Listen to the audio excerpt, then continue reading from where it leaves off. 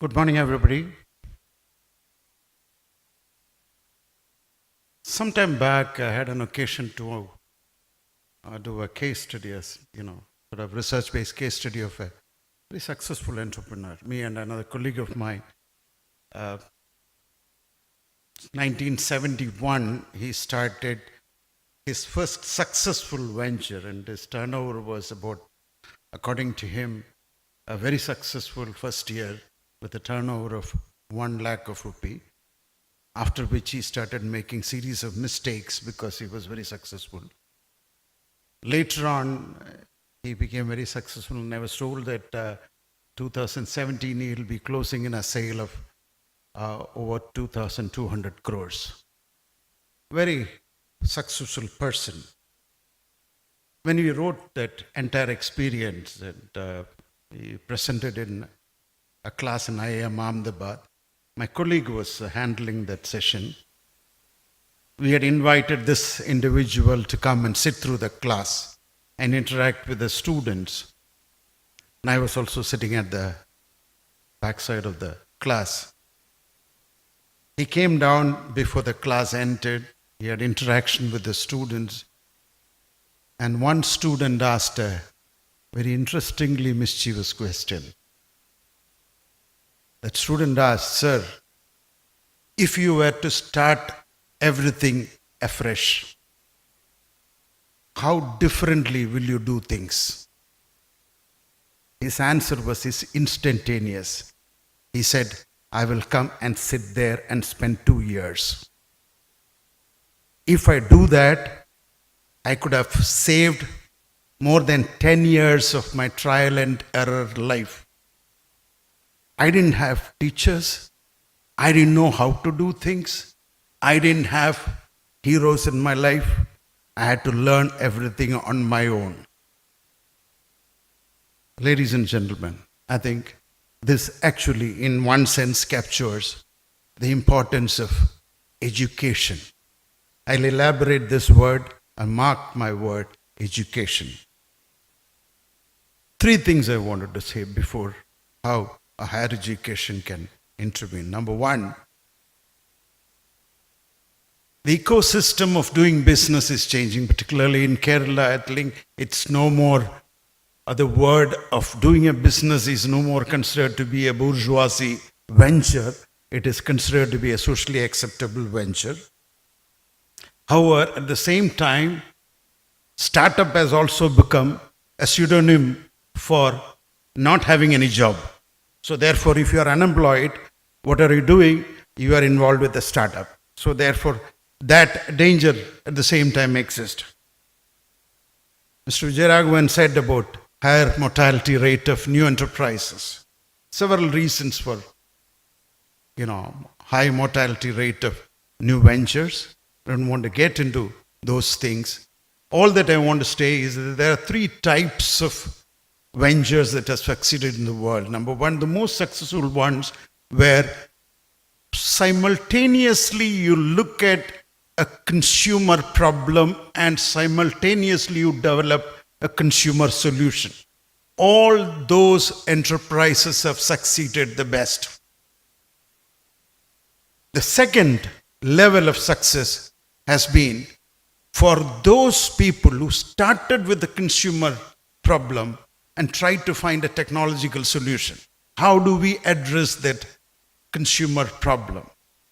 And the lowest quotient of success is for start with the product and then look how that product can fit in with a consumer problem.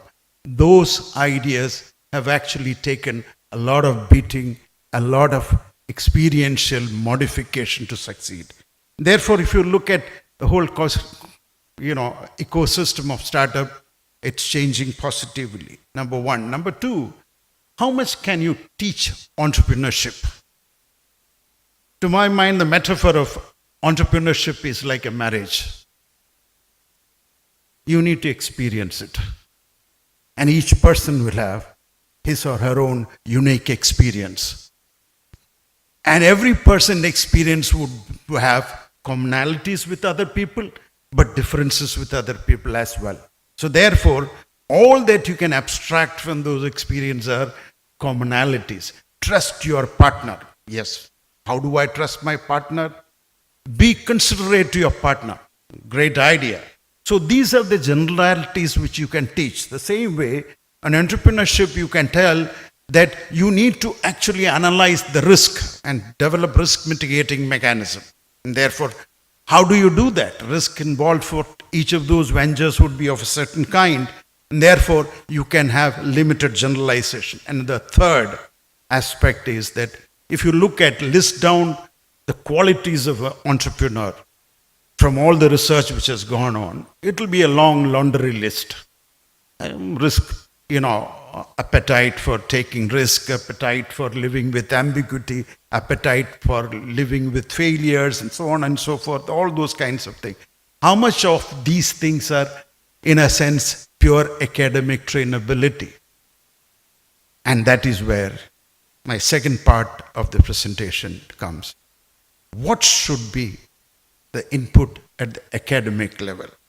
Number one, recently I had an occasion to look at syllabus for entrepreneurship in a university in Kerala. I don't want to mention the university, don't take this as a criticism.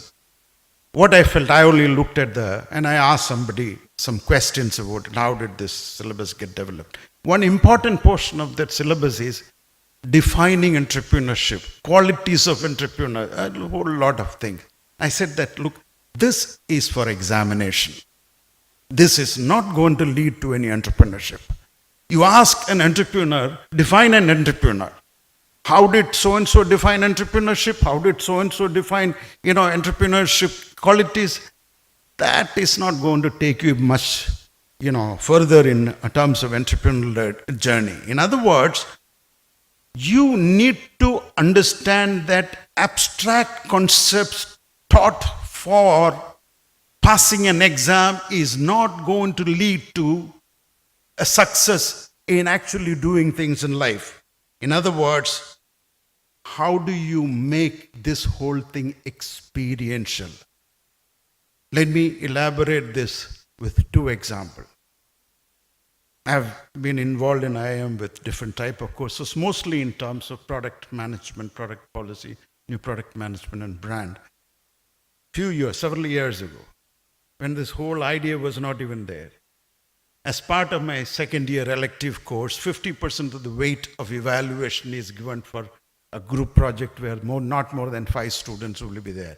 They have to do a research, they have to develop an idea, they have to submit a project report, and carries 50% weight of the evaluation.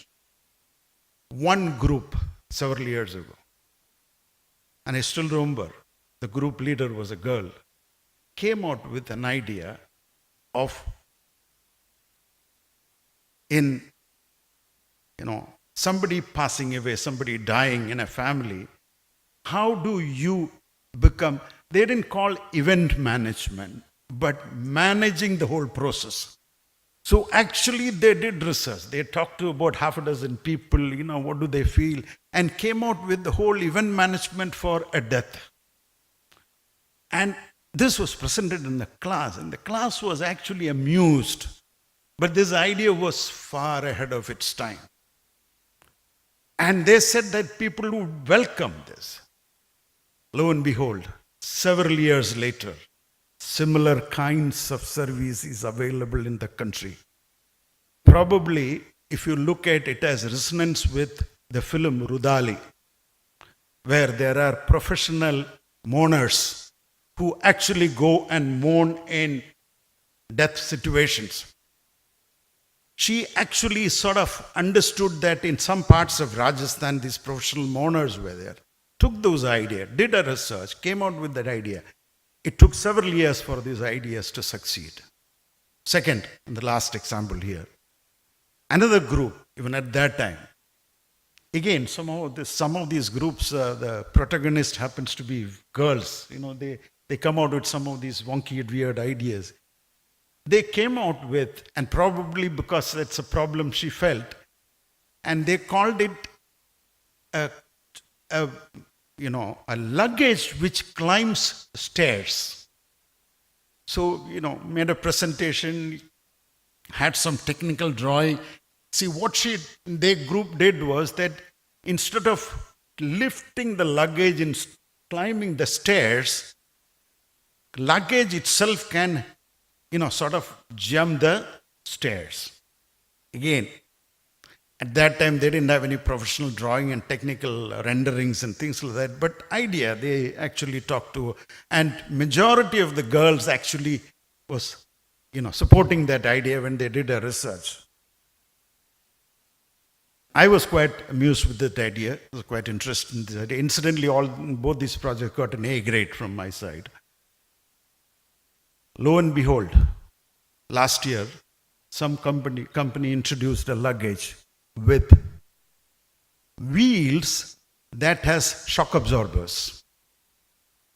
The whole idea got converted into product which actually solves the problem. In other words, you draw the luggage, the wheel will not break because it has shock absorbers which can move in certain ways up and down and sideways, so that drawing a luggage through the staircase is not a problem. Interesting thing. How do you impart these from a technical definition to experiential learning? How do you convert universities to provide that? And therefore, my only suggestion is reduce the class contact.